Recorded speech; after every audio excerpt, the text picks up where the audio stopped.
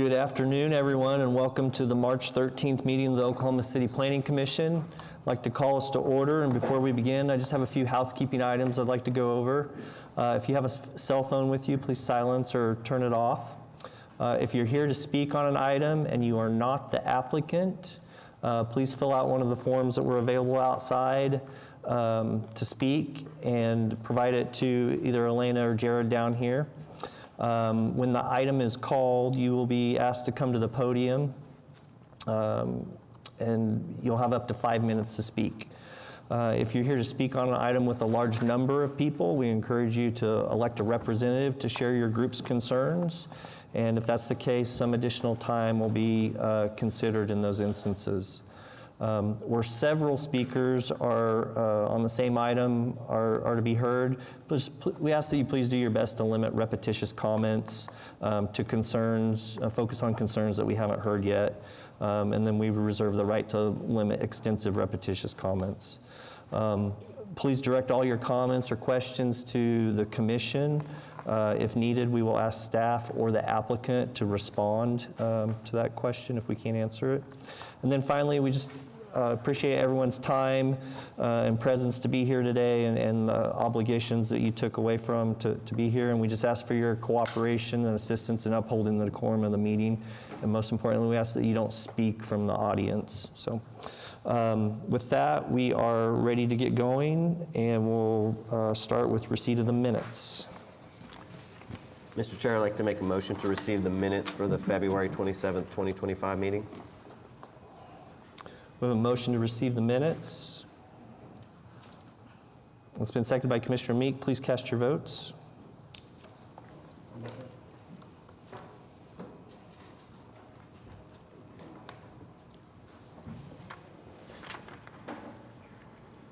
Did I get fired?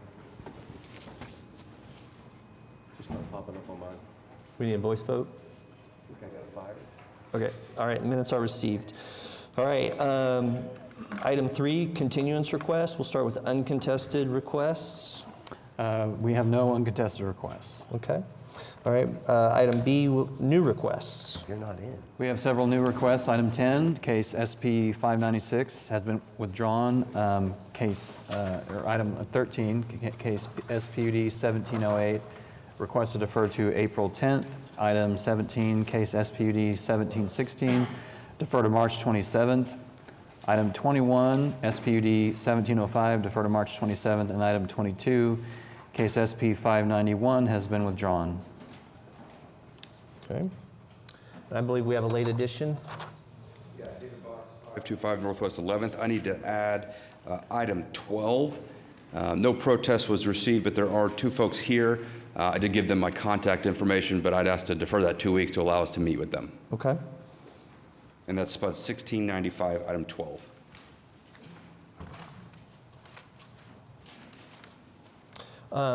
To the folks that are here that signed up to speak on that item, you're welcome to speak today on that, but it is going to be deferred.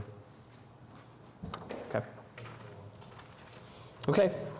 Just need a motion for the new requests. I'm not really in. Mr. Chair, I'd like to make a motion to accept the uncontested request as read. We have a motion from Commissioner Noble to accept the new requests as read.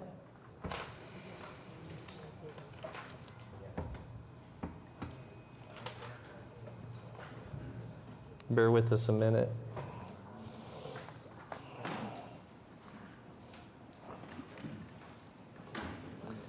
We have a motion to accept the new requests.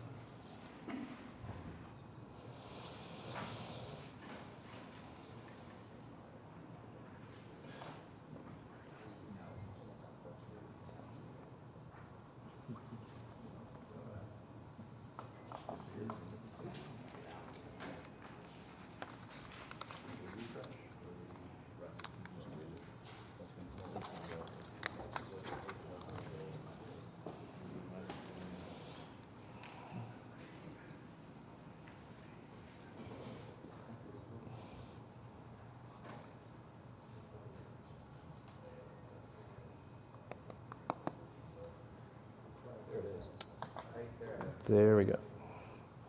All right. That's been seconded by Commissioner Pennington. Please cast your votes.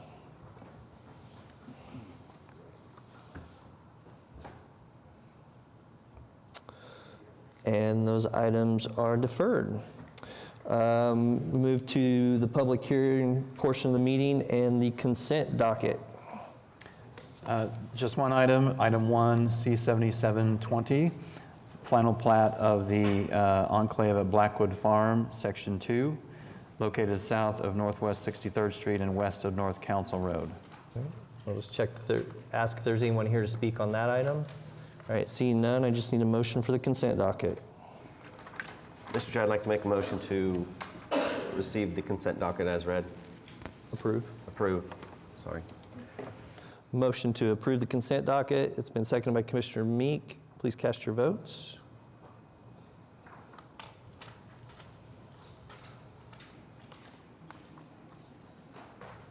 And that is approved. All right. Next is item B. So items requiring separate vote. We'll begin with item 2.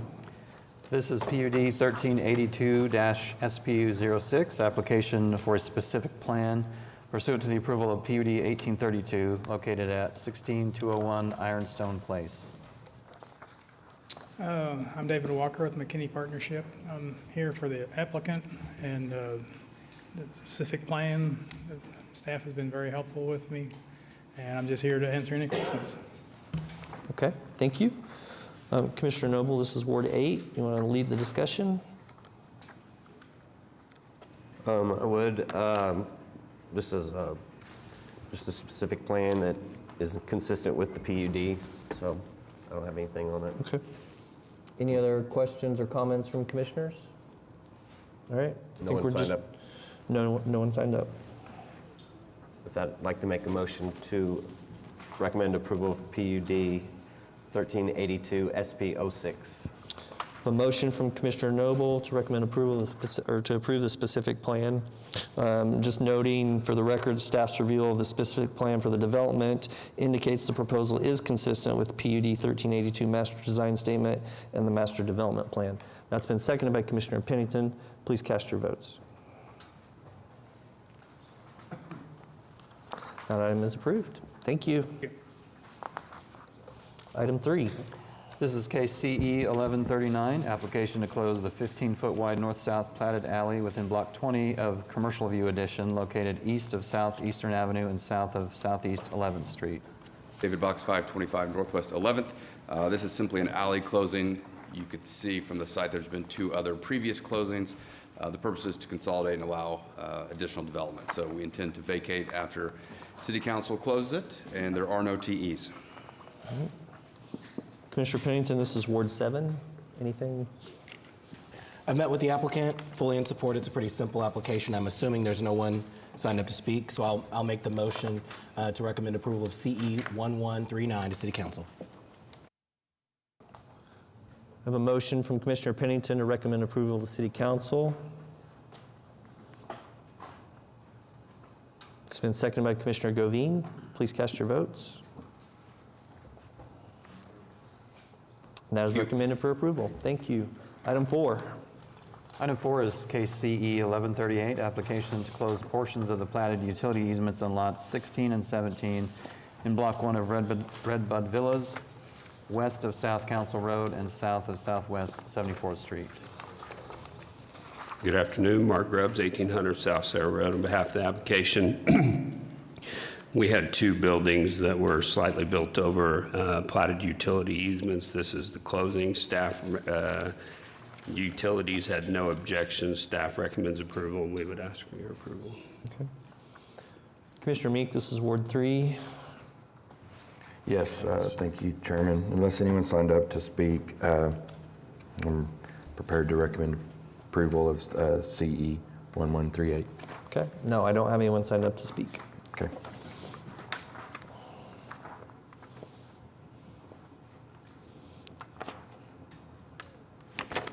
All right, we have a motion and a second from Commissioner Newman. Please cast your votes.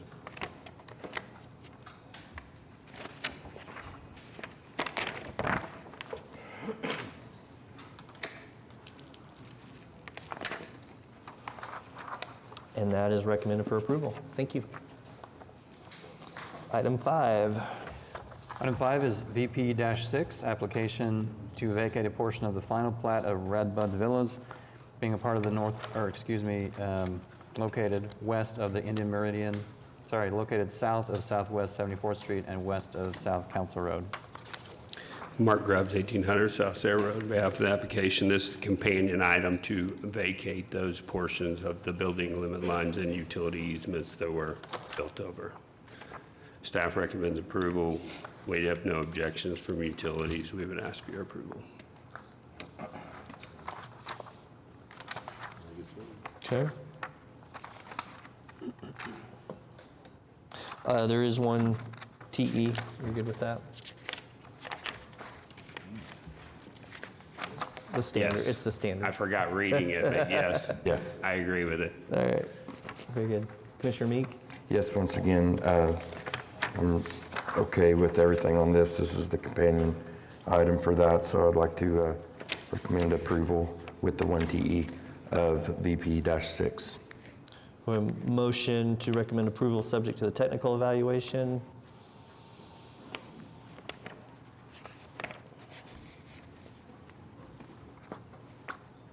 It's been seconded by Commissioner Govine. Please cast your votes.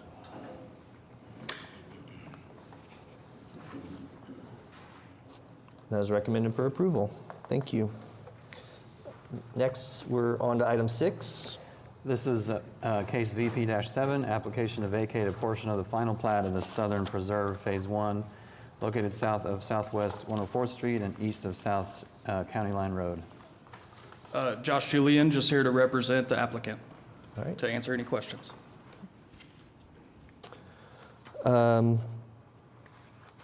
Commissioner Meek, this is also Ward 3. Want to lead the discussion? Yes, sir, thank you. Do we have anyone else signed up to speak? I don't. Okay.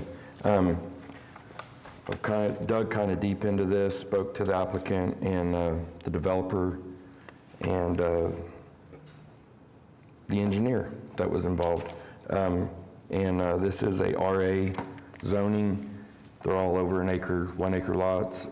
This was from a PUD that was 19 years ago. And so they're looking to close one of the 2 common areas to be able to build a house on this lot. Our applicant is the person that's purchased the lot and had a house plan drawn and went to Development Center and found out you can't build on a common area. So here they are. Unless, I'd like to see if any of the other commissioners have any thoughts or comments about this. But if not, I'm ready to make a recommendation. I do have a comment. One, I'm going to vote yes because we want to make sure you can build on your property, and I understand that. I'm just concerned from a policy perspective about the fact that this could happen. Are we setting ourselves up as we intentionally approve plats where we have common area and then developers are then incentivized to not develop, to leave it blank and then sell it later? That concerns me, and I wonder if there is a policy solution that the Planning Commission should be considering when we consider these in the future, or am I making a mountain out of a molehill? I think it's just a case by case. And there's a I think we call it a petition, Sarah. Okay, so there's a petition. So in these cases, there has to be above 60%. So it's just a judgment call whether or not it still meets the remaining open space still meets the needs of the neighborhood. Gotcha. So they had to get the petition in order for this to even, okay. Yes, That's helpful. Yes, I forgot to mention that to the other commissioners. They did have to get the 60% signatures to be able to move this through, and this also does go to council. It's good. And there is a large drainage easement through the property, and that is going to remain. Yes, there's, and we did look into that, spoke with staff, and that 50-foot easement has to remain, so you're good with that? Yes. Okay, all right. Anybody else? Okay. If there's nothing else, I'd like to move to recommend approval of VP-7. Did we need to add a TE just to clarify that this was vacation of the common area only and the easement was to remain? Yes, that's not a bad idea. It does state in the wording that they still have to meet the drainage requirements and the Army Corps of Engineer, but I'd like to change my motion to move to recommend approval with one. There is already one TE. There's one TE, Yeah, the so to standard. and then- accept TE1 and add TE2 that the 50-foot easement has to remain. Okay. So we have a motion from Commissioner Meek to recommend approval of City Council, subject to the technical evaluation and the additional technical evaluation number 2.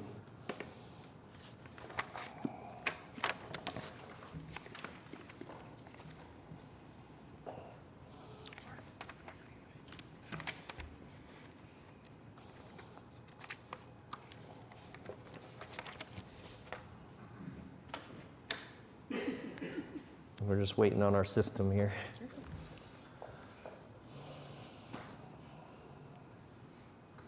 It's been seconded by Commissioner Privet. Please cast your votes when available. All right, that's recommended for approval. Good luck. Good luck. Item 7. Item 7 is case PC 10962, application to rezone 800 Southwest 63rd Street from O2 to R4. We have an applicant present.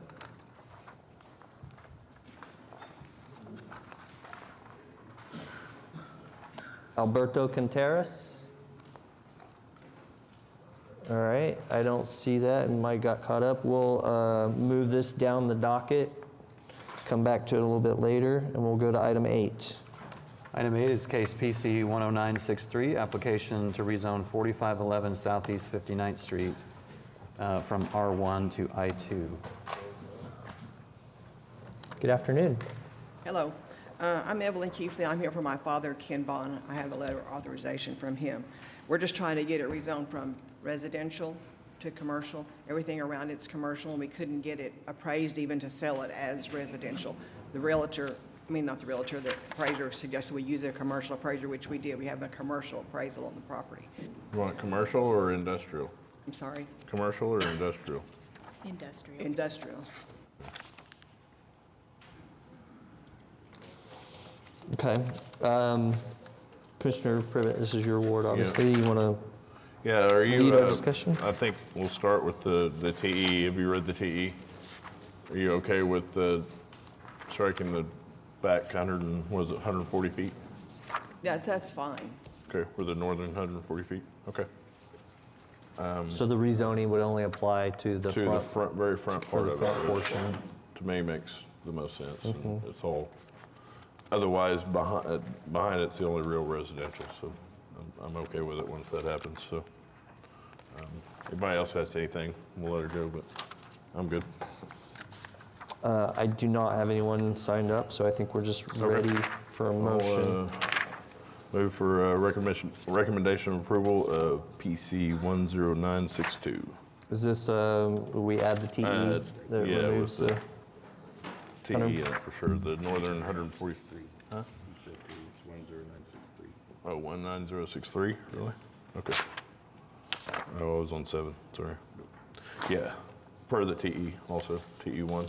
all right, so we have a motion to recommend approval, City Council of, Yeah, they can't do it. oh, I'm sorry. I'm sorry, Sarah Welch, Planning Department. It's not a TE, so the recommendation would just be to amend the development area Okay, to yeah, remove 'cause- the northern 140 feet. Right, 'cause And we then can't really approve. put conditions on it. Right, Yeah, yes. right, okay. Thank you. So, yeah, to amend the NDS, So you want to to show amend the your, northern 140 only to be developed, or southern, not 140.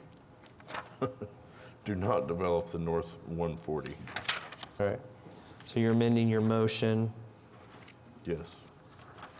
removing the north 140 from the rezoning of the application.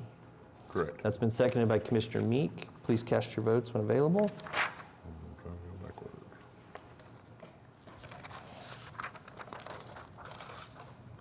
And that item is approved, recommended for approval. Thank you. Item 9. This is case PC 10964, application to rezone 340 Northwest 122nd Street from R1 to R2. Hello, my name is Brady Ganiabadi, 500 Northwest 45th Street. I'm a civil engineer. This is my first rezone application, so if I do anything wrong, just let me know. But my developer he purchased this property, and his goal is to kind of match the developments adjacent to us along 122nd near Robinson right there. So that's pretty much it. Okay. Commissioner Pennington, this is Ward 7. Thank you, Mr. Chairman. Thank you. I did have an opportunity to visit with the applicant. This is consistent with the other rezoning cases we've approved to add more R2 right along the major arterial of 122nd. So I'm fully in support of this kind of density being on a major arterial like that. So if there's no, I doubt there's anyone signed up to speak. If there's no questions, I'm happy to make the motion.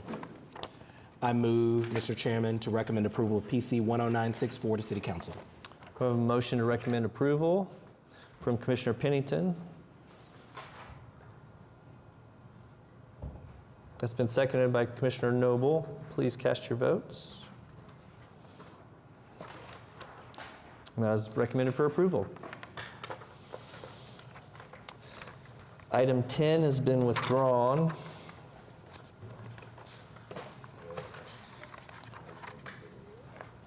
Brings us to item 11. This is SPUD 1699, application to rezone 5241 Northwest 10th Street from C3 to SPUD 1699. Hi, Robin Jones, Director of the West 10 District, 1508 North Markwell Place.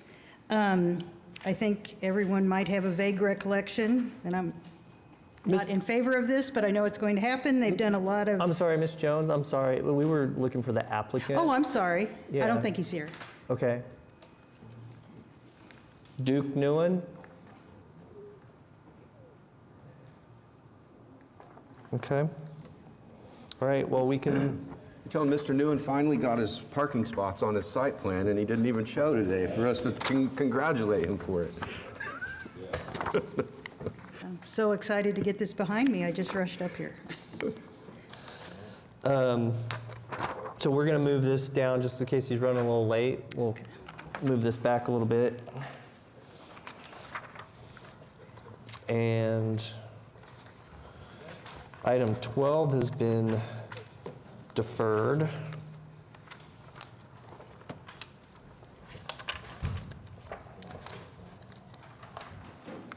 And item 13 has been deferred. So that brings us to item 14. Item 14 is SPUD 1713, application to rezone 1501 East Hefner Road from R1. Hello again. I appreciate all the commissioners taking time to talk to me over the past couple months concerning this application. So my client is looking at purchasing this property. Obviously currently zoned R1. I think this site is about 3 acres. The site has been on the market for about 5 years. All the potential purchasers have been wanting either high-density residential or commercial of some sort. My client is trying to rezone it to be C3, but it's very limited in its uses. So only personal recreation, indoor and outdoor, and the outdoor recreation component can only be used within the confines of a special use permit that's outlined in the municipal code. We do have personal storage outlined as well, just as a contingency. And we have tried to speak with our neighbors. I know that they're here today. They have not wanted to speak to us, so I'm happy to hear their concerns on this application today. Basically, my client is trying to do a kids baseball practice facility, so from ages 8 to 18. The outdoor field component will only be used for practice, not for games, and the batting cages in the front will be, there's an adequate setback, and we're using the setbacks outlined in C3 zoning. We are requesting as a part of the SPUD a reduction in parking to 47, which would decrease the traffic on the site. And our access is only along Hefner, not along Crest, which is used right now for residential access. Okay. Commissioner Pennington, this is Ward 7. Thank you, Mr. Chairman, and I appreciate the applicant. I know we've had a couple of conversations, and I know that while I haven't met with all the neighbors, I've primarily met with Pat Garrett, who I'm sure is probably signed up to speak. I know that there is some concern about the impact of having this recreational use, outdoor use, the traffic, obviously the noise. I don't necessarily want a baseball field in my backyard, so I'm obviously hesitant to approve of this, especially in this rural part of and residential part of this area. So I do think we should hear the specific concerns of our neighbors, and then if there are opportunities for us to find some common ground, I think we should explore it. So I'm ready to hear from neighbors. All right, I just have one signed up, Mr. Garrett.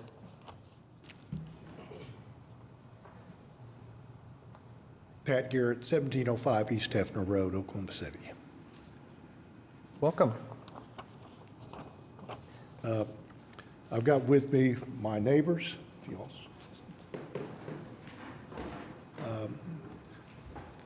the two neighbors could not join us. One of them is a doctor's in surgery, and the other one's out of town. I presented a petition of all of the neighbors adjoining this property on all sides. They all, some of them are commercial use, some of them are AA use, being a TV station and a nursery. They also signed that they did not want this to change to commercial. I bought this property back in the 70s, 40 acres. I divided it, and we have 5 homes on that at this time. We ask that you all deny this. This is a nice rural residential area where the commercial has been developed. We've worked with the commercial developers in having setbacks or berms, or that their hours of were from 8 to 5 only. So we've worked with a lot of the other property owners. We just feel this does not meet any of the requirements that the neighbors want, and that we ask you to deny it. I'll answer any questions. Any questions for Mr. Garrett? Yeah, Pat, so is there a way to, because I appreciate you saying that there are other developments, not necessarily commercial maybe, but other developments that you all have been willing to work with applicants to see what would work. Is it possible on this site for there to be any changes? So for example, if it was indoors, if all the operation of any commercial was indoors, if there was any limitation to the hours of operation, any of those sorts of things, have you all and your neighbors discussed that or have thoughts on that? We do not want a commercial large building there with high sidewalls and that. This is residential. The property to the west is zoned for a green belt and 1 acre lots, so that's residential only. All of our properties are 2.5 to 20 acre type properties. And we feel like a large commercial building there on the corner would just not be beneficial to our neighborhood. So with the other uses though that are nearby, and I think there's the broadcasting station across the street. They are in zone AA. It's a broadcasting studio, religious studio. They have a real small staff, maybe 2 or 3 cars a day there during the office hours. There is a wholesale nursery that's on AA ground. They have probably 10 cars a day. It is a wholesale only. Grooms, irrigation is to the south and west of this property. When they came up for zoning, we negotiated that their building would be in the very back of their property. They have a 10-acre tract, so it's all the way in the back.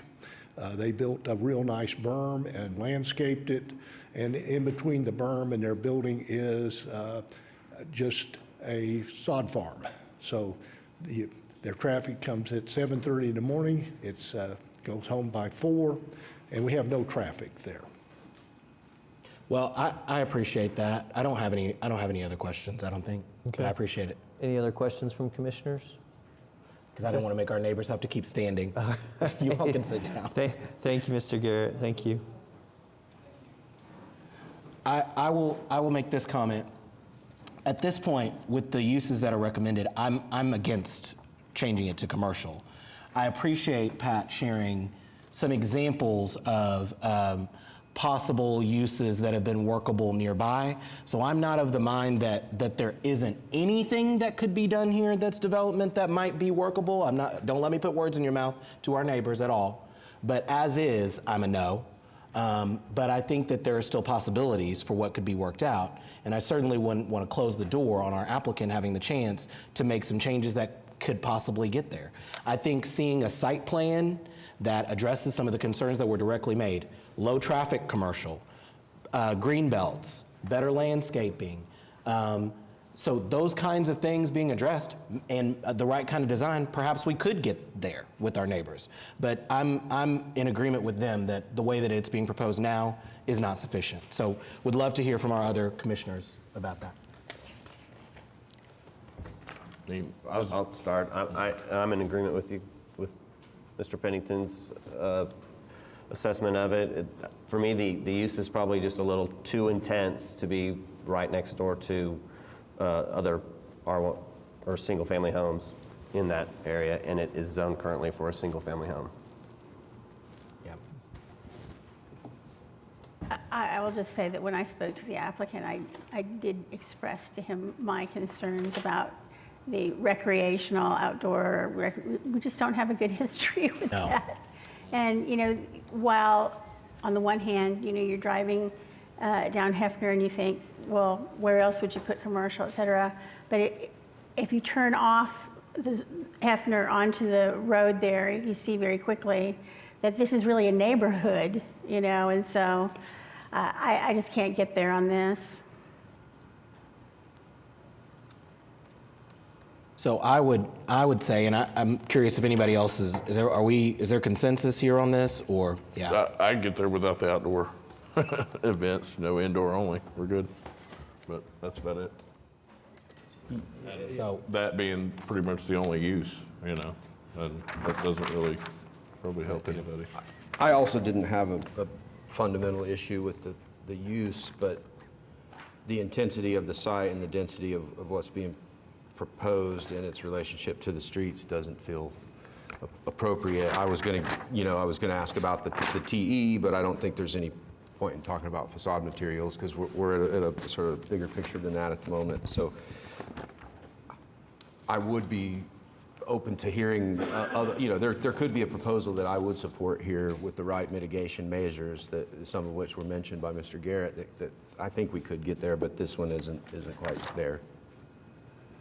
So yeah, I'm So I think the question, I think there's consensus in opposition. So your options are to go ahead and take a recommendation of denial that goes to City Council, or we can continue this case and you could, for some time, so that you have time to consider what your other options may be with a different site plan and some different uses. So. Right.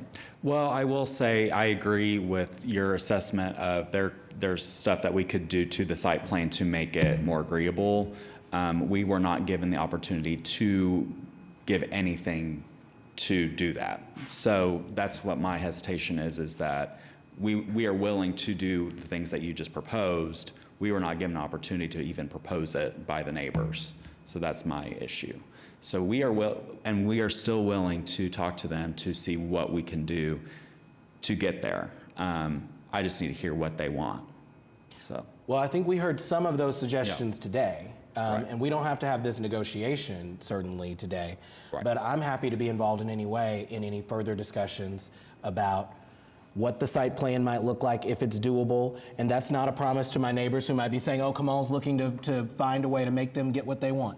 No, I'm trying to be fair to him as a property owner, just like I would be fair to you. I want to make sure that we've evaluated the options, but again, agree that the way things are right now is not workable. So does that, I think what I'm hearing is a continuance, or do you want to go I ahead and have move a forward? couple more things to say if I have the time. Okay. I will say that next door to us, the PUD 1443 is going to be on the March 27th docket, and they are actually making it high-intensity single-family now. So just FYI. And then also, you know, for this site, I think that for what we're proposing, it's very limited in what it can be. And, you know, I think that if it were to be purchased and let's say they want to do a commercial, it's going to be higher intensity than what we're proposing. So I'm just trying to figure out, you know, because right now with the current subdivision regulations and just how single family is being built in Oklahoma City, it's highly unlikely someone's going to buy that right off Hefner and build a single family house, just how it is now. So I'm just trying to figure out you know, if it's not going to be commercial, that's very limited in use, what will it be? You know, what do you guys think it could be? Because I think that right now with what we're proposing, you know, that's pretty low traffic type of business. But like I said, I'm willing and able to meet with neighbors and try to get to an agreement. And like what you said, what you proposed, I think my client is agreeable to that. So I think a continuance would be good, you know, for at least 2 more weeks to see what we can do, and then we'll see. It'll take way more than that. Commissioners? I'm guessing it'll take way more than a couple of weeks. Me but- too. I think you might need a month. Even though it's, you know, the uses are limited in the sense that the number of them are limited, what they're limited to is just not workable in my humble opinion. So it's going to have to be a different kind of use. It's going to have to be one that, you know, With brings less a lot intensity. less traffic and, you know, where you can maybe move it toward Hefner and have open, you know, there's going to be some work that's going to need to be done for this to be workable, in my humble opinion. I agree with that, and that's where with a 90 by 200 building and trying to satisfy parking requirements and have an outdoor infield pitch, it feels like this site is just too tight for it. You know, by the time we start to talk about landscape buffers and zones like that, I think it's going to be a struggle to get this one to work unless there's flexibility on the actual size of these components that you're trying to work on the site. I'm not sure how indoor batting ranges work, to be honest, because I haven't been to one. So it may be that that's the smallest building you could do. Well, maybe there's a less intense building. I don't know. So, but it would take that. I would recommend you take a month of a continuance. I think that gives more time to consider more options and look and see what's working at the other places that are nearby that make those places agreeable. Right. And consider that. So I will say in the PUD next door to us, PUD 1443, there is a lot of businesses similar to this where it's like a dance, like kids, you know, practice type of businesses. Granted, there is that residential buffer, but like I said, in 2 weeks, we'll be seeing a higher intensity residential proposed for 1443. But it's still R1. Yeah. So, you know, you're proposing a 20-foot tall fence between an R1 neighborhood and the site. That and the building materials, those are some of the things you're going to have to look at to make adjustments to make it work, or at least give it a chance. Well, and like I said, my proposal that's here today was our first offering, and then we were never given any feedback, and our only feedback was, we don't want it, and we'll take you to court over it. So with that being said, like I said before, we are willing to work with the neighbors, but we're never given anything. So. Well, again, I'm happy to be a part of conversations. I'm sure other commissioners are willing to do that as well. But I would suggest we continue this item until the first April meeting of 10th. The 10th. So if there's no further discussion, I'm going to move to continue SPUD 1713 to the April 10th meeting of the Planning Commission. A motion from Commissioner Pennington to continue the item. If we needed to move it further than April 10th, could we do that via just? Yep. Okay. You can just request it. Okay.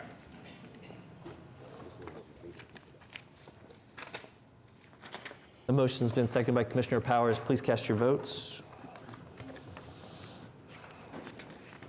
And that item is continued. Item 15. This is SPUD 1714, application to rezone 14601 South Sooner Road from AA. Good afternoon, David Box, 525 Northwest 11th. This is an SPD that would allow for a Dollar General. Sooner Road, as many of you know, is a state highway, one of the kind of major connection points to get to 240 if you're going east.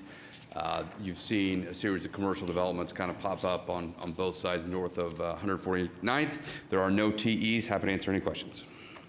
Commissioner Privet, this is your ward. Yeah, you know, another Dollar General and Center, so, okay.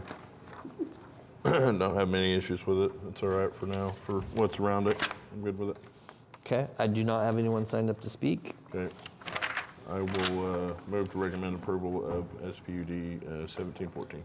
A motion from Commissioner Privet to recommend approval to City Council. It's been seconded by Commissioner Meek. Please cast your votes.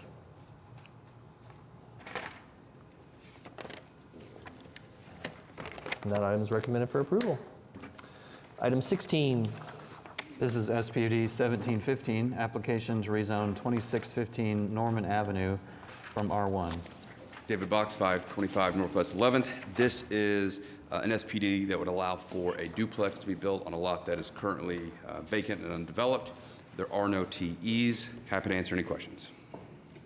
Commissioner Powers, this is Ward 2. I've been by to look at this. This seems to me like just the right place for this kind of increased density. It's very close to OCU, of course, and it's right across the street from an elementary school. The layout, it's kind of a large lot.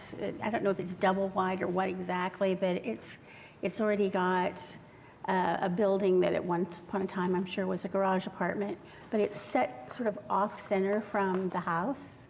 So by turning the house, which is really interesting and unique looking, I'm sure it's been added on to over the years, into a duplex, and then having an additional structure behind it where a real garage would go, and another structure where the one that is there now would be.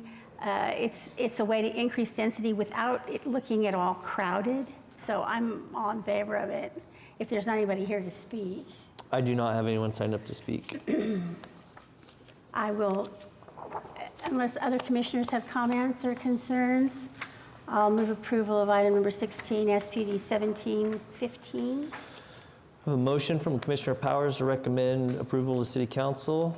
It's been seconded by Commissioner Pennington. Please cast your votes.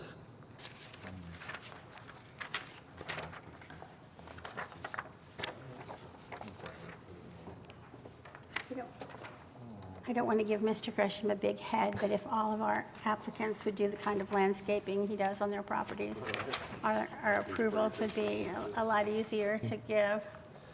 So that item is recommended for approval. Thank you. Before we go to item 17, our applicant for item 11 has showed up. So we're going to go back to item 11.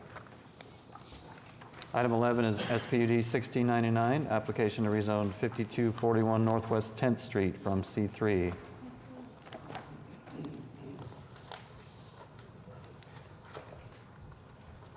Thank you very much.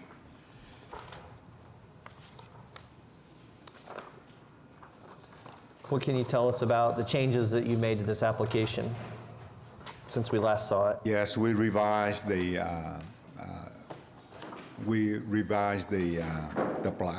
plans to indicate that there only one driveway going in instead of two. Redo the landscaping in front, and also design the parking space. It's going to contain about 10 parking space for the customer. The fence is going to be lined up with the building itself and going on the backhand side. Okay. So that's a revised plan right there. Yeah. Okay. Commissioner Meek, Yes, thank you. lead us Chairman. off. Thank you. I did speak with the people via email that I sent them a copy of this revision. There were the people that had originally wrote in protest letters and/or called and/or attended the meeting, like Ms. Jones. they had the same concern. There would be no salvage vehicles on the site, and the way this SPUD is written, that is not allowed. It's written. Exactly. It's baked into this, to the allowable uses where it's not allowed. There is also specifically the screening of cars that are awaiting repair and a limit of 10 days for the vehicles awaiting repair.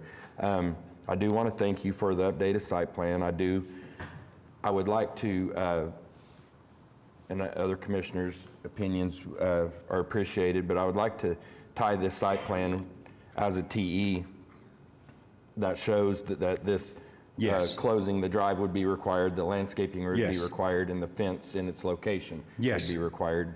And any other comments regarding other commissioners before we hear from, we do have someone signed up. We do, but I don't know if Ms. Yeah. Jones is still with Yep. us. She's still there here. She's Yeah. she was, I couldn't see her. Okay, yeah, we do have someone signed up to speak. Okay. So, Ms. Jones, you want to? Come on down.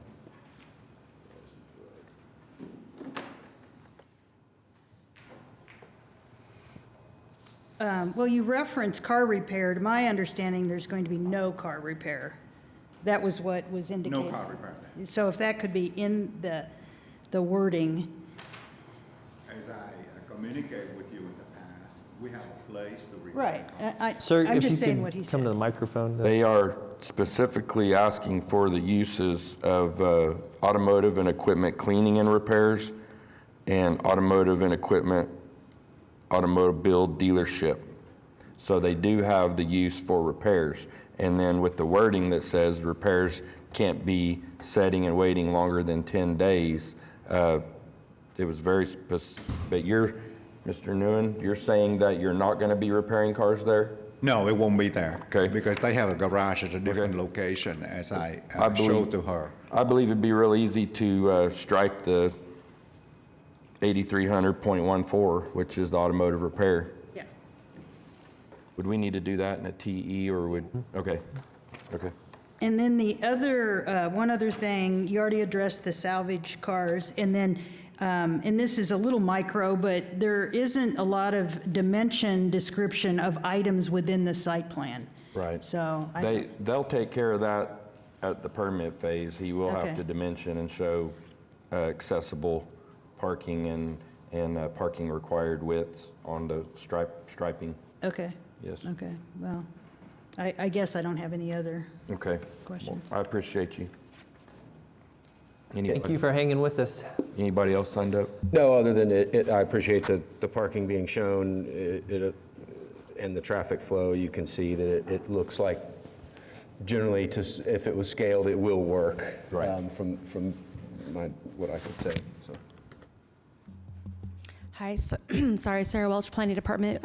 In your TE, if you're striking that use unit, just also please be aware that by right, an automobile dealership that can use 40% of their building for auto repair, so you may have to actually add a TE prohibiting auto repair on the site.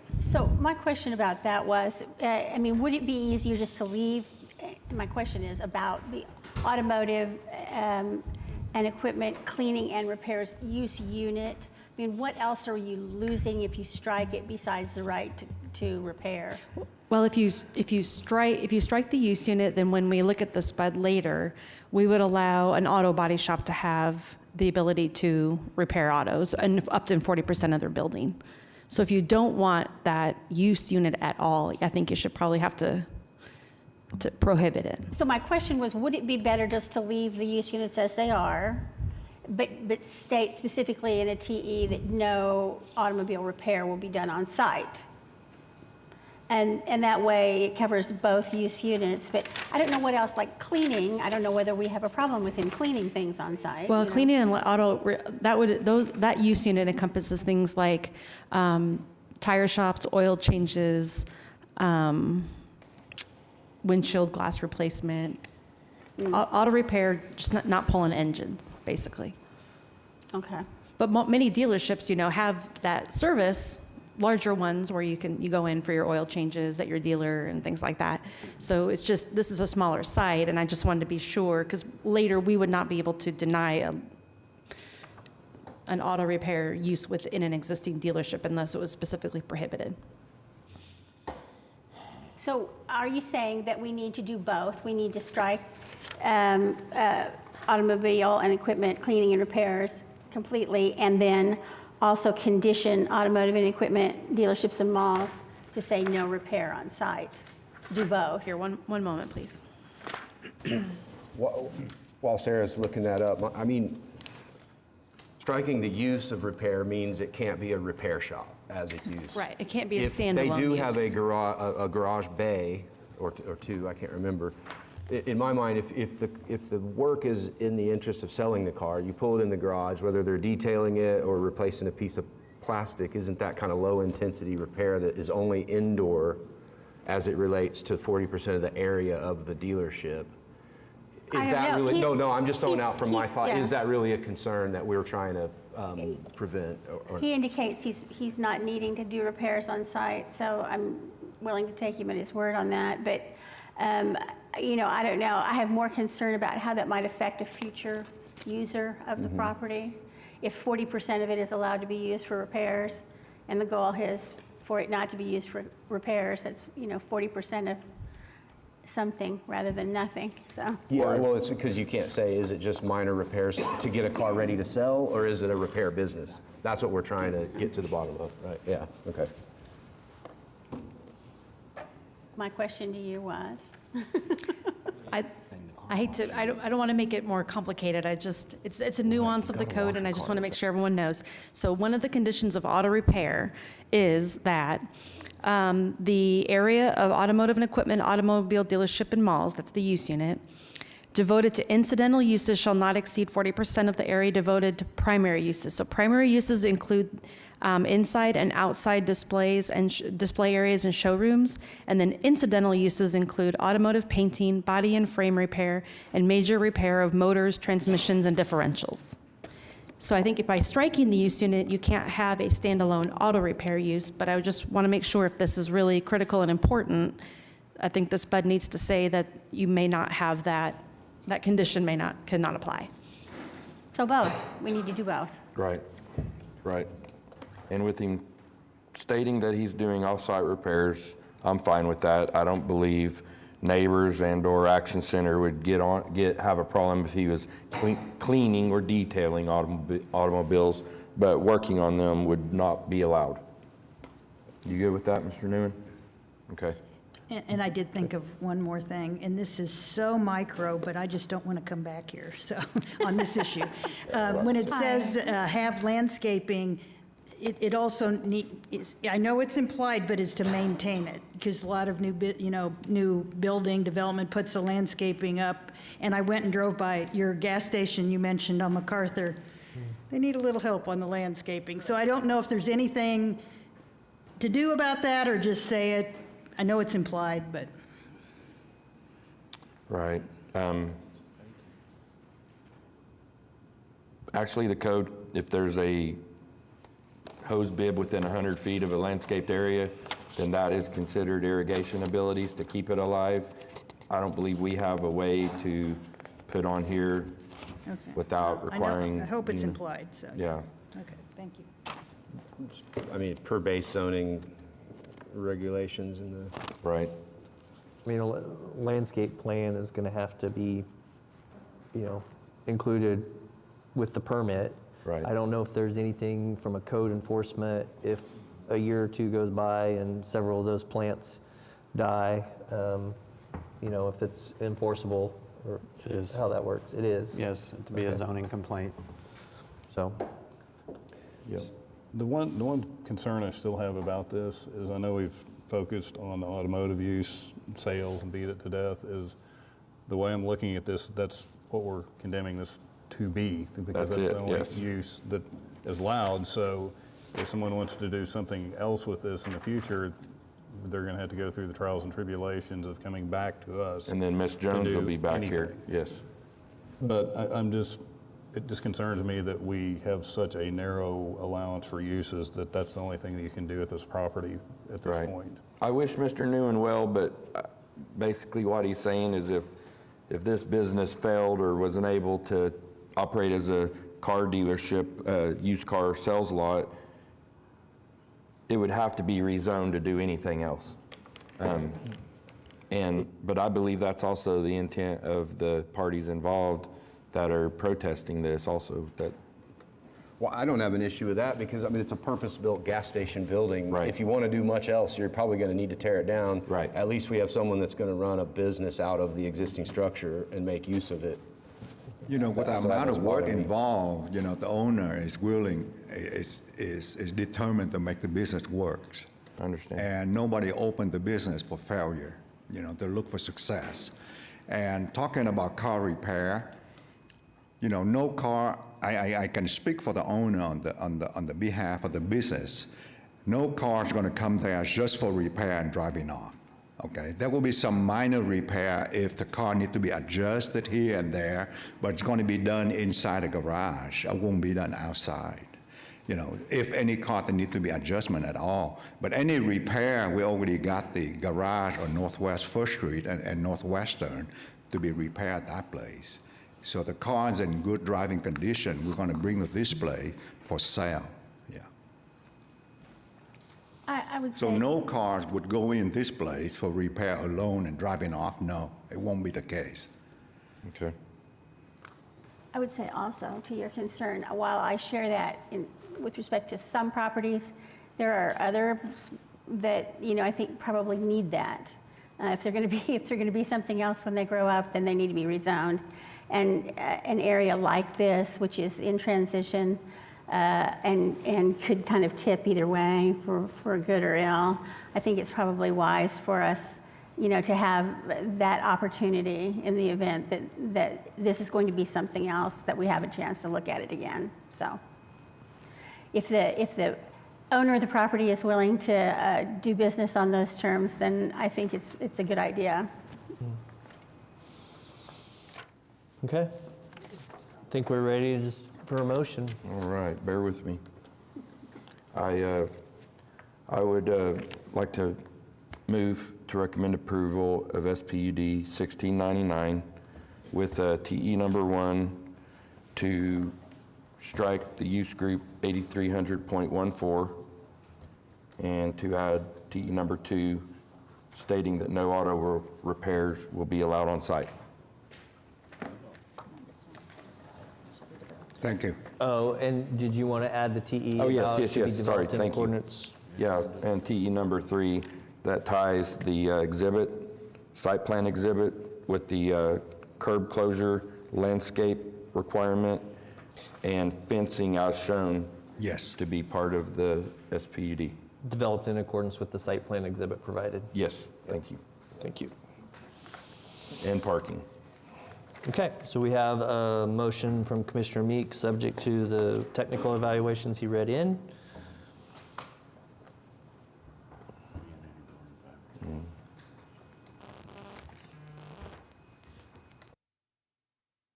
We're waiting on a motion. Oh, you need to refresh? Sorry, I thought everyone was ready.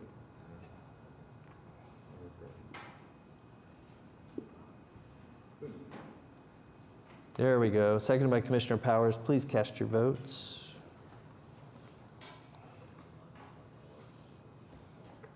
The item is recommended for approval. Good luck, Mr. Nguyen. Thank you much. Item 17 is deferred. That brings us to item 18. This is SPUD 1717, application to rezone 2207 North Gatewood Avenue from R1 and UC.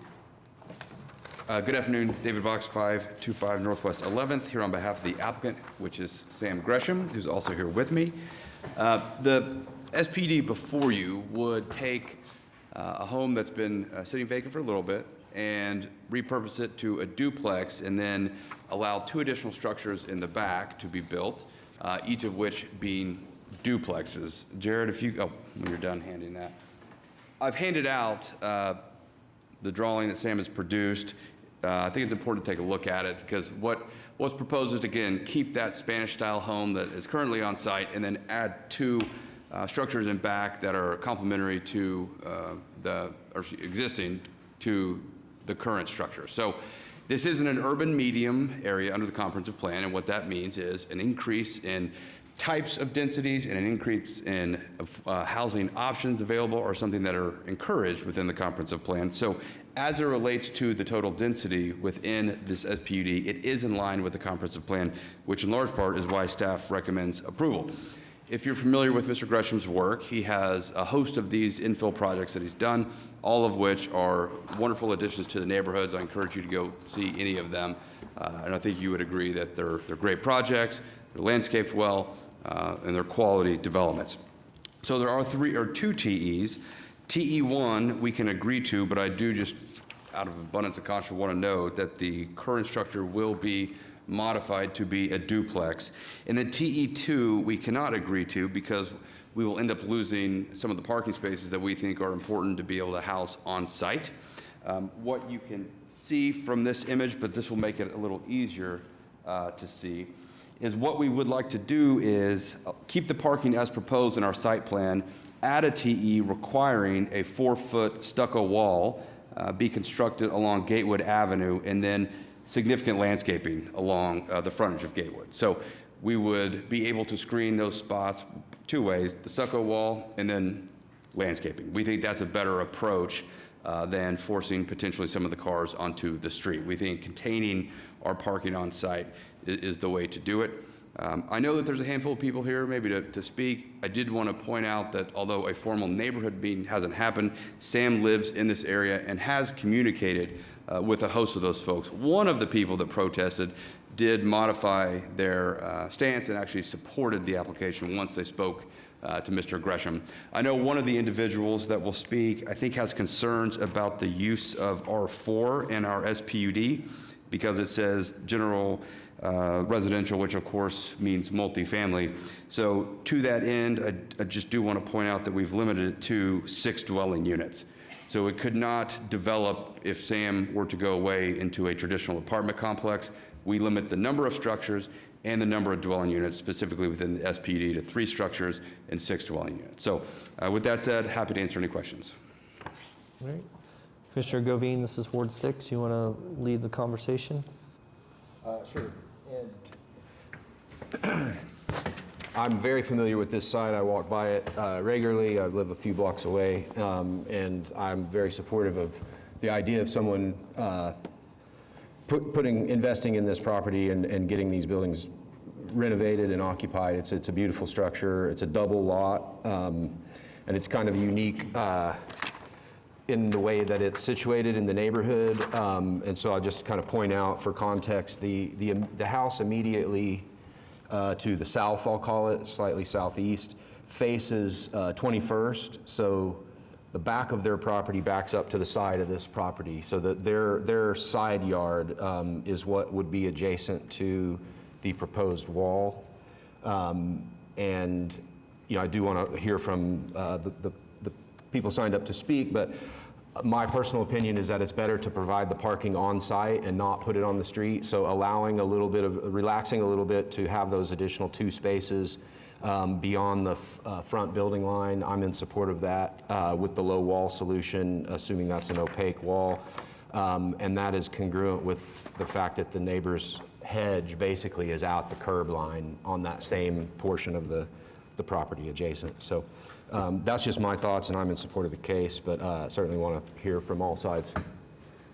Any other questions or comments from commissioners? We can hear from those signed up. Okay. We'll start with Patricia Collins.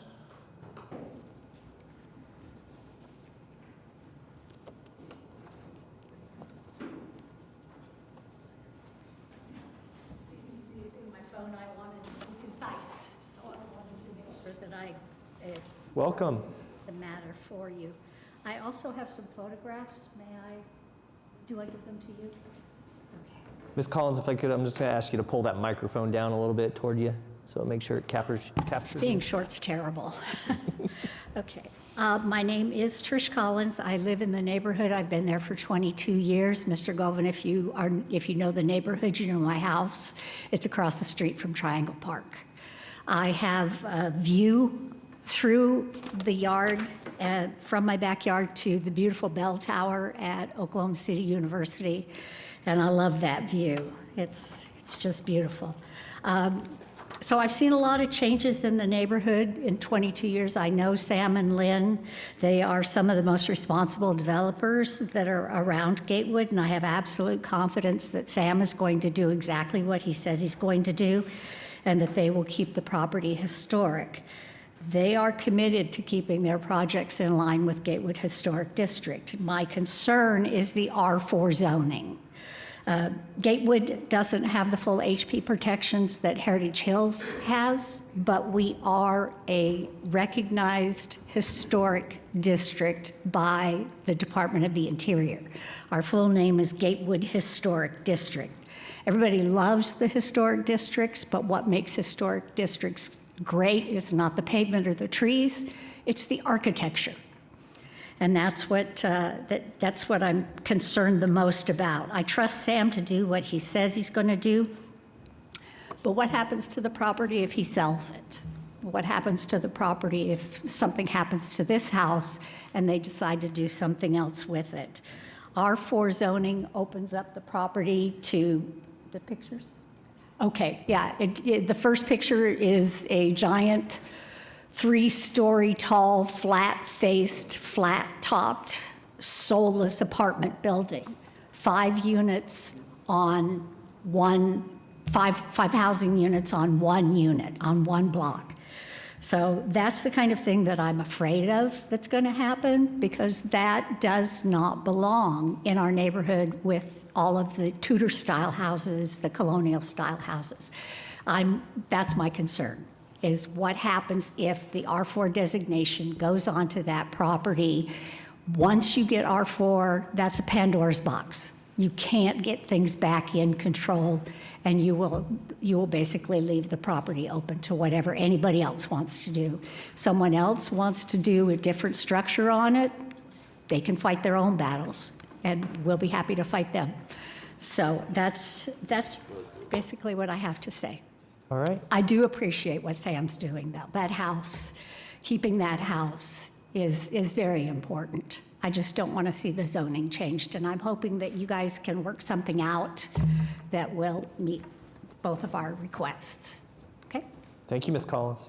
Any questions for Ms. Collins? Nope. Okay, thank you. Xavier McClure?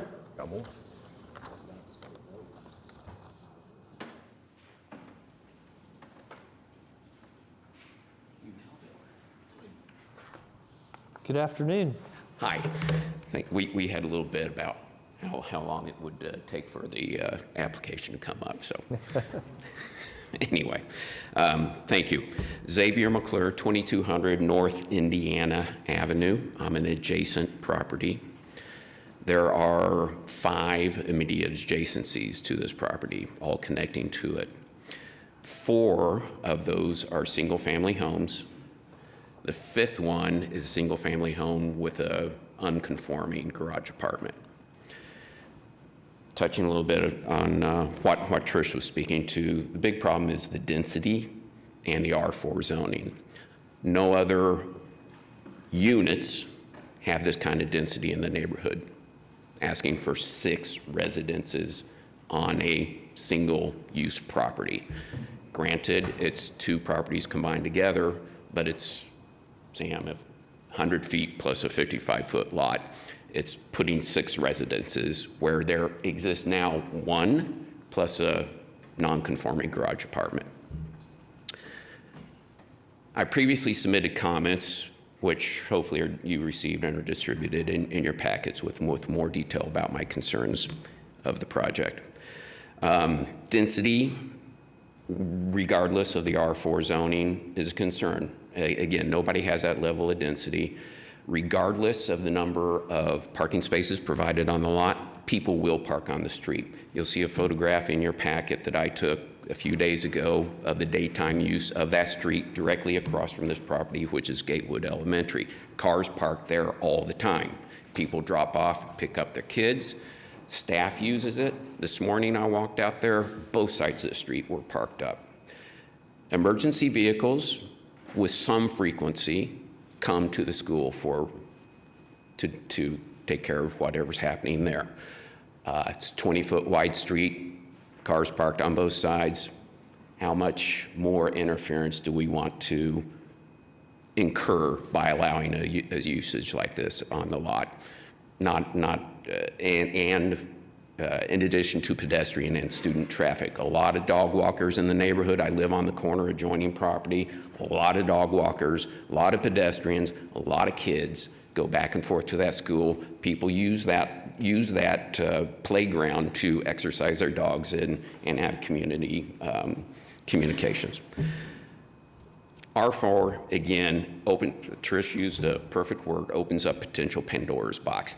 The next nearest R4 zoning, as I understand it, is on Northwest 23rd Street, a motel. Nothing else in the proximity of this is R4. Almost everything else is R2, with the exception of one of Sam's other special use permits, which is a few houses down, which put a duplex on one of these lots with a garage apartment behind it. Everything else, single family, up until you get to Sam's duplex, many with non-conforming garage apartments along Gatewood. You get off of Gatewood, nothing else is anything like that. Encroachment of this usage, this higher density usage, the R4 potential zoning further into the neighborhood is a huge concern, not to mention the density of the use. If this is supposed to be family use homes, there is little to no green space in Sam's plan for this property. It's a parking lot. Whether it's a usable parking lot or not, I'll let you judge. It's awfully darn tight to maneuver in between the buildings, to maneuver in between other cars. How is that going to function? If it's intended for families, intended to be that level of usage, don't you want to allow for children to play not in the front next to the street, for people to let their dogs out to relieve themselves instead of walking out front across the street as people do who own pets? None of that is provided for. In the application, again, touching on R4, right now the existing buildings, it is a beautiful house. The house is, unfortunately, it's been unoccupied for some level of time. It's fallen into disrepair. Everybody wants to see that thing brought up. It's a special house in the neighborhood. Right now, the application requests a elevation limit of 30 feet. The existing buildings, as eyeball them, stick my measure out, I think Sam would back this up, is approximately 24 feet. There's no need for 30 feet. Potential of allowing 30 feet allows for potential 3-story development to happen on this property. Those are the highlights. More comments are in my letter and submitted previously to this. Appreciate your time. Strongly opposed to this configuration happening in this neighborhood, as it creates a new precedent and creeps further development into a place that does not have anything like this. Thank you. Any questions for Mr. McClure? I just have one. I mean, is there any change to the application that would make it more palatable to you, in your opinion? I do not have a strong objection to the house being made into a duplex. I strongly object to 6 units being on this. I would consider 4, but 6 is a bridge too far. Okay. It's incongruent with the neighborhood as it exists right now. Okay, that's helpful. Thank you. Thank you. Mr. Blake Briscoe?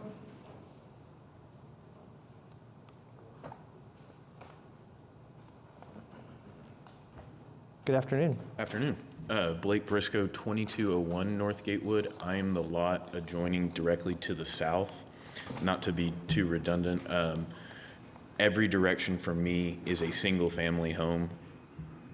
From Xavier's home to adjacent, when I look across the street at an angle, they are all I'm concerned that at this being rezoned at R4, it sets a precedent that if someone were to buy another property that is currently adjacent to me or across the street, that they could then cite this rezoning and say, we would like to petition for this to be R4 as well, and you can see how close that this R4 is, and from there, the zoning creep into what feels to me as a central part of the residential portion of this neighborhood, being adjacent to the school and with all of these single-family homes. I'm afraid that it would set a precedent that would allow all of the surrounding area to become R4. Thank you. Thank you. Any questions for Mr. Briscoe? No? All right, thank you. Okay, that's everyone I have signed up to speak. If I could briefly, so in terms of the density, I think it's important that we understand this is a double lot. So these are actually two lots, and so from a density standpoint, it's not as big of an impact as I think the neighbors perhaps believe it will be. Again, I touched on the comprehensive plan. What we propose in terms of density is squarely in line with that. If you look at where we are, you obviously have the school immediately to the east, but then you also have OCU. The main campus for OCU is just straight to the north, not even 2 full blocks.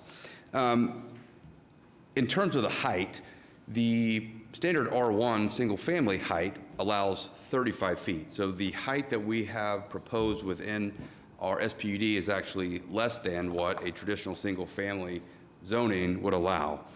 I understand their concern about precedent. That's why within the SPUD we are very intentional in our regulations. So there is no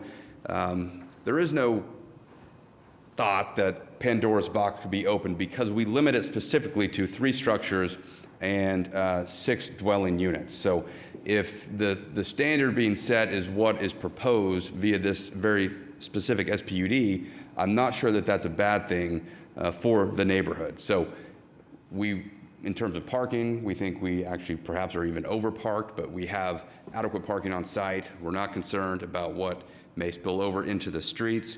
And again, in terms of the height, we're less than the height. So we think this is exactly the type of infill development in the core that's important. If you look up and down, there are multiple accessory dwelling units that exist in this area. This area, although perhaps maybe not just within this image before you, but if you were to go out to the broader Gatewood, there has been several other SPUDs that have come through to increase density, to do developments just like this. So we think it's absolutely in line with what we would want to see in the core, and we would ask for you to recommend approval. Would you be willing to limit the height with even at 30 feet to 2 stories? Sure. And maybe like no rooftop decks and that kind of thing? I mean, I know that's not consistent with what you're going for here, but if you actually include that language, I think it might be helpful to So yeah, we can say concerns. 30 feet and 2 stories, and no rooftop patios, or I mean, I don't care the word, but yes. Sarah, I'll help you with that. 2-story and no rooftop decks. Outdoor entertainment space. Would that still allow for that 2nd-story balcony on the interior? I think so, yeah. And sometimes we do say, any balconies will face the interior, if you want to include that kind of language, And you guys, you need to keep an eye on me. This is the property I was babbling about earlier, if you didn't catch that. The one that we approved, which is actually in my ward, I was good with that too, but this is the one I was talking about. I think this is a good way to redevelop this property in a way that, obviously it's been sitting for a long time. It's too much for one person to take on and try to return to a single family residence. Its location, I think, invites some increase of density.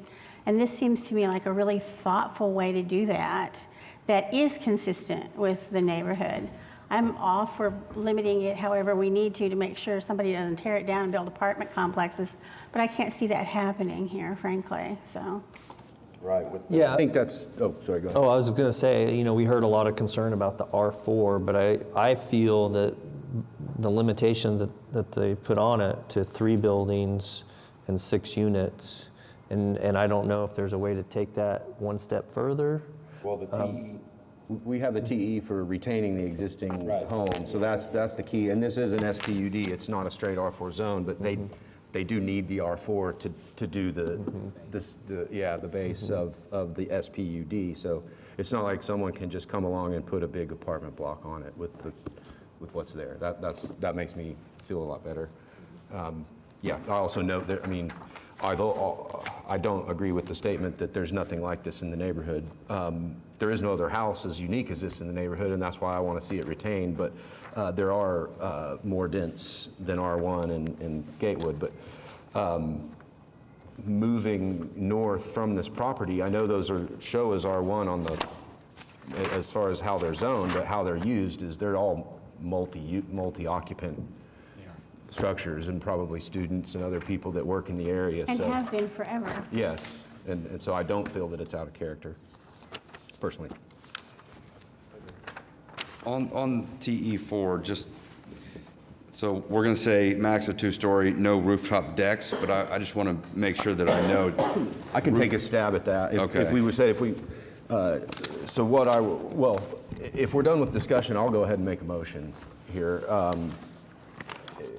So what I would move, and let me say this once and I'll say it again, is we limit height to 2 stories and 30 feet. We say no rooftop decks allowed. Any second floor decks to face interior of property or to, I don't want to, I do want the deck to be able to face the street, but I'm trying to avoid adjacent neighboring properties. So any second floor decks shall not face adjacent properties. Is that enforceable? Is that? I think it is. What I don't know is, under the code, is what we show and we're calling a balcony considered a deck? And Well, yeah, maybe it would be a second floor balcony would be a better word. Because you need those for access anyway, don't you? Possibly, maybe not. I'm sorry? Oh.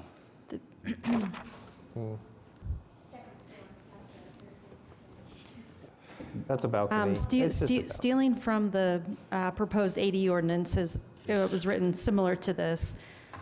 Second-story balconies or decks shall be oriented toward the front property line. And then for this particular case, you would have to orient it towards the interior of the spud as well. Okay, that's fine. We could live with that. And oriented towards front property line or interior corridor. That makes sense, I think. So no rooftop decks, any second floor balconies to face interior or front property line. Okay, I'm going to try this then. Move to recommend approval of SPUD 1717 with TE1 as written. TE2 will strike, and I think we will modify that to say a 4-foot site-proof stone masonry or stucco, a maximum 4-foot tall site-proof stone masonry or stucco wall shall be provided to screen any parking past the front yard setback. TE3, limit height to 2 stories and 30 feet. TE4, no rooftop decks, any second floor balconies to face interior or front property line, to face the interior or front property line. Yes. I don't know that we need to specify on one that we do intend to retain, but as a duplex. I don't know if that's an important, just maybe add the words "as a duplex" on TE1. That's fine, yes. TE1 to read, the master design statement shall specify that the existing home is retained as a duplex, or may be a duplex. Sure.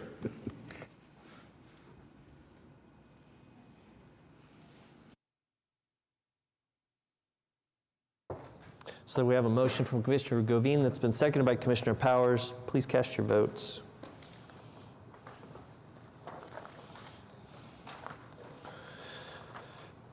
And that item is recommended for approval. For our neighbors, I'll just say that this will go forward to City Council, so you'll have another opportunity to be heard on the item when it goes to council. We are now ready for item 19.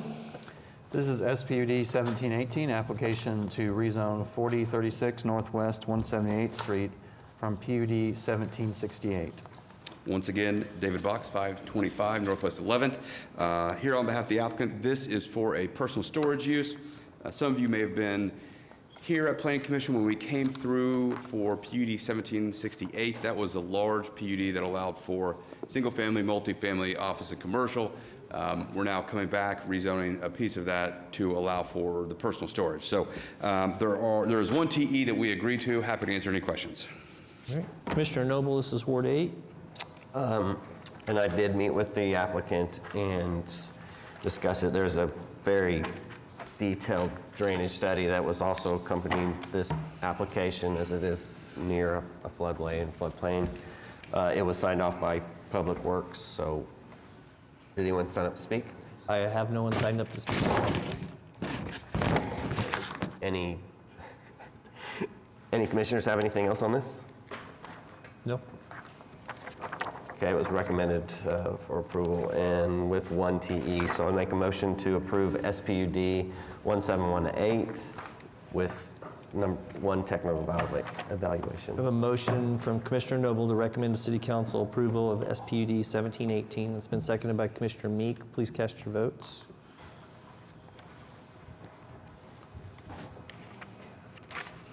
That item is recommended for approval. Thank you.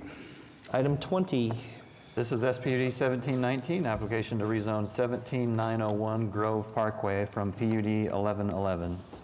One last time, David Box, 525 Northwest 11th, here on behalf of the applicant, which is OnQ, two of which their representatives are here with us. So this is the northeast corner of 178th and Portland. If you're familiar with the area, Portland has undergone an extensive expansion and renovation over the last decade. It's now carrying a massive volume of traffic, and you're starting to see now some of that commercial fill in along that parkway. So this is an OnQ. We have one technical evaluation that we will agree to. We're happy to answer any questions. This is Ward 8 again. Yes, and I met with the applicant, and I am in agreement with the application, and there's just one TE. Anybody sign up to speak? No. No. Commissioners? The TE is about the right, or the driveway. The driveway on 178th gets eliminated for that TE. And that's what you're in We'll agreement agree to it. with that now? Yeah, try to figure something out. Do we want to talk about the joint tenant signage easement, or do we really not want to talk about the joint tenant signage easement? It's that little thing there that's not really part of the application. I'm happy to talk about it, but I do have a bet with Sarah that I'd be out here by 3:06. So we had to do that because my client does not have the ability to control the entitlements that the seller has. PUD 1111, which was done in 2005, covered the entire section of land that included a significant swath of commercial along State Highway 74. And so he being the seller, has already committed multiple pad sites that are currently there with certain signage as part of their ability to go buy that site. The new sign code would not allow the multi-tenant signage that's allowed under PUD 1111. So the only way to accomplish what we need to do and allow the seller to fulfill its obligations to other buyers of pad sites is to notch that out. We do meet the new sign code. We just don't have the ability to take away entitlements that the seller already has through the zoning that's in place. So you don't own this property? We have a contract to buy it. No, I mean the notch. We will not own the notch, no. No, I don't like that, but okay.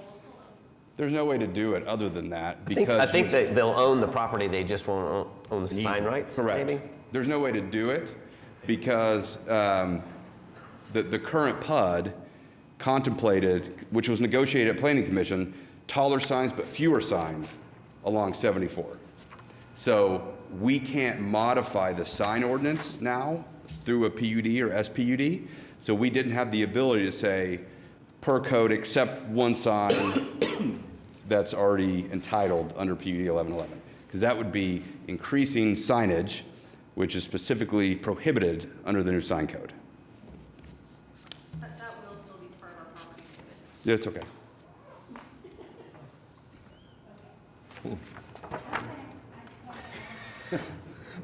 Yeah, otherwise I'd probably have to see it again, right?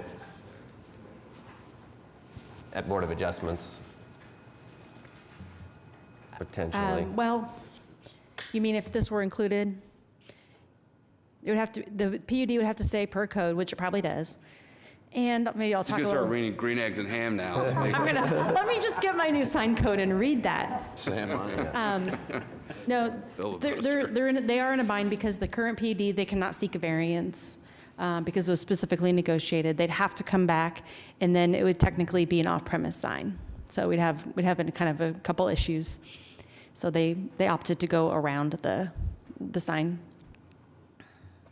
Pretty close to the highway.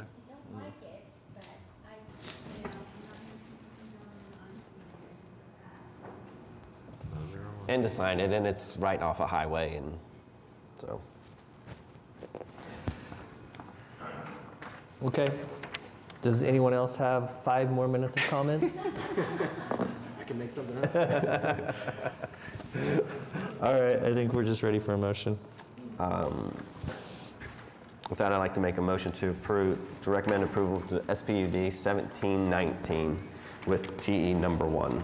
A motion to recommend approval of the City Council from Commissioner Noble. It's been seconded by Commissioner Privet. Please cast your votes. And that item is recommended for approval. Item 21 has been deferred, so that brings us to the end, but we are going to go back to item 7 if the applicant has arrived. Alberto Quinteros, item 7, PC 10962. Good afternoon. How you doing? Well, we are planning to build 6 quadruplex on this address. Okay. Commissioner Privet, this is your ward, Ward 4. Yeah. All right, I got mine back.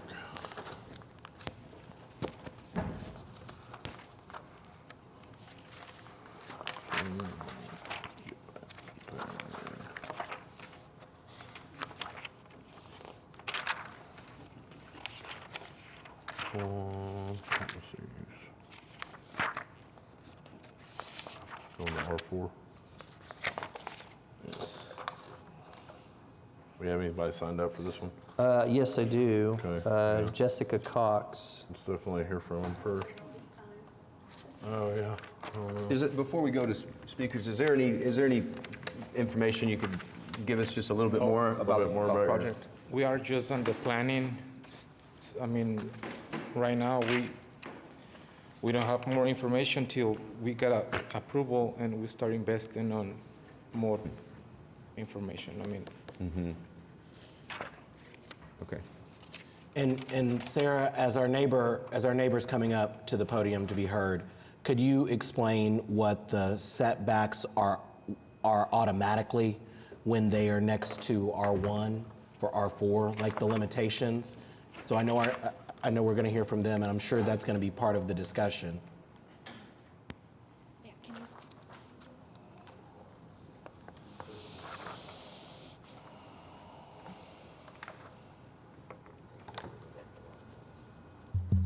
Sure, Sarah Welch, Planning Department. So the R4 district, when adjacent to R1, is limited to 20 feet and 1 story tall.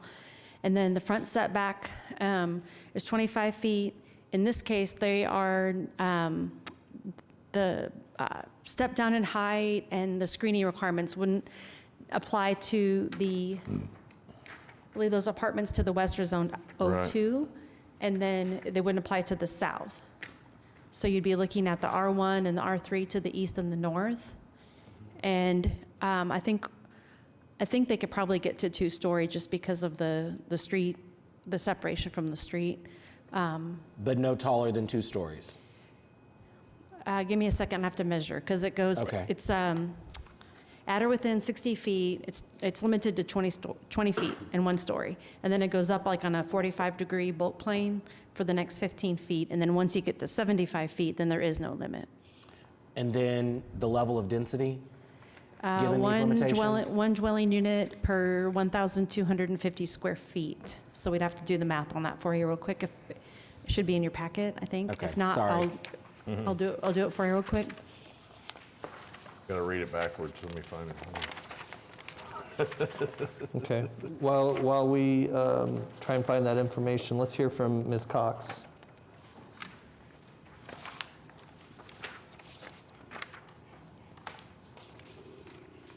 Welcome, and thank you for your patience. Absolutely. Okay, I'm Jessica Cox, and I am the R3 property just to the east of the proposed property. Yes, that's us. First of all, I'm really excited that someone has a vision and an interest in this property. It has sat as a vacant lot for decades, and it has been an eyesore to the neighborhood. It's been full of trash. It's been a magnet for the homeless. We've had multiple crimes committed there, so I am really excited to see something happen there.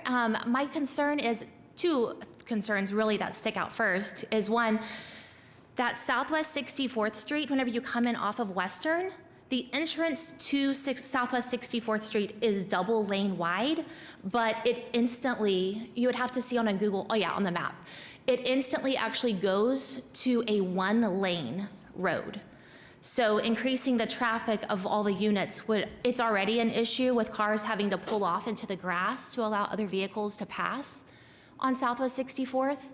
So my question would be, what could be done to widen the road there to be a full 2 lanes? And then the other issue is our water meter and our neighbor's water meter is actually on the south side of that property. And so we are responsible to maintain the water line all the way from our home all the way up to Southwest 64th Street, which is hundreds of feet. And so my question would be, could those meters be moved to where they're at our property, like a typical house would have it? Therefore, as they're doing any construction, anything that could happen to the line, we wouldn't be responsible for any damages. Oh, that's a new one. So your water meter, you're at the intersection of 63rd and Ollie, Yes. and your water meters are a full block south on the opposite side of the road. Yes, actually closer to, if you see there's a gray line to the left of the cursor, yes, it's all the way up there, our water meters. That's a new one. Yeah, and our sewer lines are over on that side too. We've had expensive replacements for all of that. So if we could find some kind of a way to maybe move those. Barry, I'm going to ask Barry. We haven't heard from Barry today. Yeah. I'm going to ask if he could come up and if you have any input from Ms. Cox or suggestions on how you might address that. Yeah, he was over there. Barry Lodge, Public Works. He was here. The unfortunate thing is Dustin left right before this case, and he's the one that's going to have all that information. I can give you his contact info, and you can visit with him about that. I would be speaking out of turn if I said what they could do for sure, because I just don't know. That's a real unusual situation, but I'll get you Dustin Seagrave's contact information. Thank you. All right, thank you. Very little, I would think. Anything else, Ms. Cox? I believe that's it. All right, thank you. Thank you. Hopefully get that information from Barry, and hopefully you can find a resolution to that. Okay.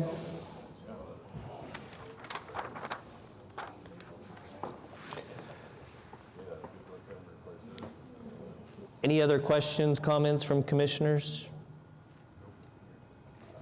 If not, I'll move to recommend approval of PC 10962.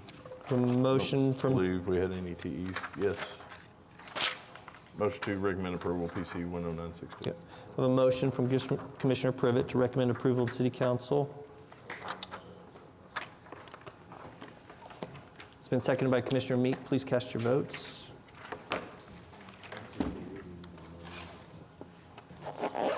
Somehow my thing has done something weird. Hold on, I'm on the wrong screen. Push your own projection, But it's still, presentation. okay.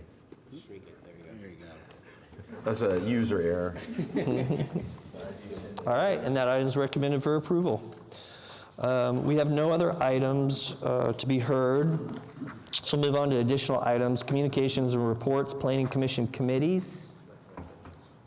Mr. Chairman, I'm very proud to say that I believe that the ADU task force no longer needs to continue its operation.